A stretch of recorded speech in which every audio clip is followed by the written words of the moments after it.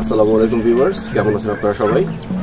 আজকে আমি যেটা আপনাদেরকে দেখাতে এসেছি, লাউ গাছ যখন কিছুটা বড় হবে, প্রথম ফুল আসা শুরু করবে, সেই মোমেন্টে লাউ গাছে সাধারণত পুরুষ ফুলগুলোই সবচেয়ে বেশি আসবে। এই পুরুষ ফুলগুলোকে কিভাবে অ্যাভয়েড করে স্ত্রী ফুল বেশি আনা যায়, সেই প্রসেসটাই আজকে আমি আপনাদেরকে দেখাবো। তো এটার জন্য আপনার সর্বপ্রথম যেটা প্রয়োজন হবে, এখানে দেখেন আমি কিছু ফাঙ্গিসাইড নিয়ে নিয়েছি। আপনারা চাইলে এখানে হলুদের গুঁড়াও নিতে পারেন। আর যেহেতু অলরেডি দুদিন যাবত অনেক বৃষ্টি হচ্ছে, তো আমার গাছে আজকে আমি কিছু ফাঙ্গিসাইড স্প্রেও করব। তো এই কারণে আমি স্প্রের মধ্যে এটা অলরেডি মিক্স করে নিয়ে এসেছি। আপনারা দেখতে পাচ্ছেন যে এখানে প্রতিটা গাছের যে ডগাগুলো আছে অনেক বড় বড় হয়ে গেছে, আর এখানে অনেক ফুল আসছে, কিন্তু প্রতিটা ফুলই হচ্ছে পুরুষ ফুল, যেটা আমি আপনাদেরকে বলছিলাম। তো যদি আপনি এই ডগাগুলো রেখে দেন তাহলে ফল অনেক কম পাবেন, ফলন একেবারেই কম হবে। প্রতিটা ডগা দেখেন মাশাআল্লাহ অনেক বেড়েছে, কিন্তু এখানে কোনো ডগার মধ্যেই আমি দেখতে পাচ্ছি না স্ত্রী ফুল এসেছে, সবগুলোই হচ্ছে পুরুষ ফুল এখানে। তো আমি যেটা করব, খুব সিম্পলি এখানে ডগাগুলোকে আমি কেটে দিব।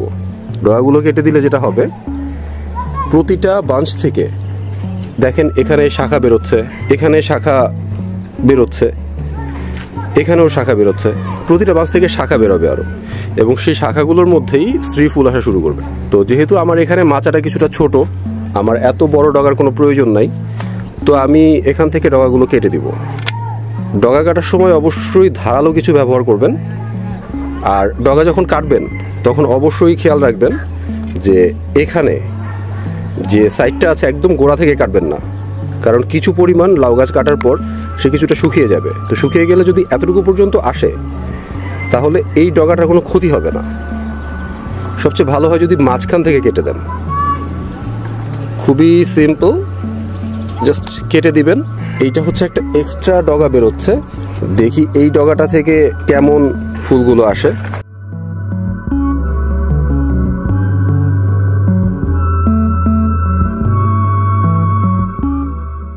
অলরেডি আমি ডগাগুলো কেটে ফেলেছি।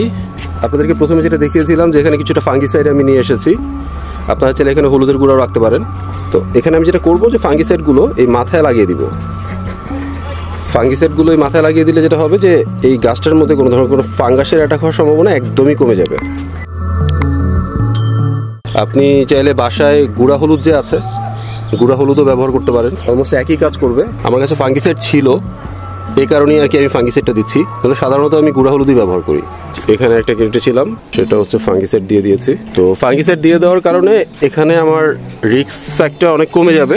এখানে দেখতে পাচ্ছেন যে অলরেডি যে ডগাগুলো কেটে দেওয়া হয়েছে, আশা করছি তার বাঞ্চ থেকে খুব দ্রুত এবং সেখানে স্ত্রী ফুল আসা শুরু করবে। এখন আমি যেটা করব সেটা হচ্ছে পুরো গাছের মধ্যে ফাঙ্গিসাইড স্প্রে করে দিব। সাধারণত এই কাজগুলো আপনারা চেষ্টা করবেন একদম সকালে, অথবা যখন সূর্যটা অলমোস্ট পড়ে যাবে বিকেলের শেষ ভাগে, সেই সময়টাতে করার জন্য। আমি একটু রোদ উঠে গেছে আজকে, সেই সময়টাতে করছি, কারণ আপনাদেরকে দেখানোর জন্যই অ্যাকচুয়ালি এই সময়টা চুজ করা।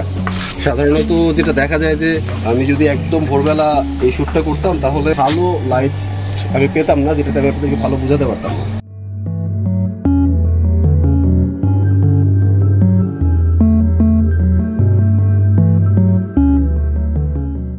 যখন ফাঙ্গিসাইড স্প্রে করবেন তখন সবসময় খেয়াল রাখবেন গাছের যে গোড়ার সাইডটা আছে, সেই গোড়ার সাইডগুলোতে অবশ্যই স্প্রেটা যেন ভালো মতো হয়। আর এখানে দেখেন অলরেডি গোড়ার এখানে কিছুটা বাঞ্চ বেরিয়ে গেছে, সেগুলোকে আমি কেটে ফেলেছি। এখানে আমি কিছুটা ফাঙ্গিসাইড দিয়ে দিব। যেহেতু গাছের গোড়ার অংশ, একটু সাবধানে টেক কেয়ার করাটাই ভালো।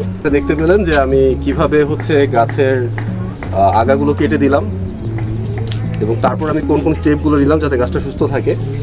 আশা করছি খুব দ্রুত এখানে স্ত্রী ফুল আসবে এবং এখানে অনেক ফলন হবে। আরেকটা ইস্যু, সেটা হচ্ছে যদি বৃষ্টি হয় অবশ্যই চেষ্টা করবেন বৃষ্টির পরপরই ফাঙ্গিসাইড অথবা হলুদের গুঁড়া মিক্সড করে সেটাকে ছেঁকে স্প্রে করে দেওয়ার জন্য। তাহলে আপনার গাছটা ভালো থাকবে, সুস্থ থাকবে এবং সেখান থেকে অনেক ফলন পাবেন। তো আজকের মতো এতটুকুই, পরবর্তী ভিডিও নিয়ে আবারও আসবো। ভালো থাকবেন। আসসালামু আলাইকুম।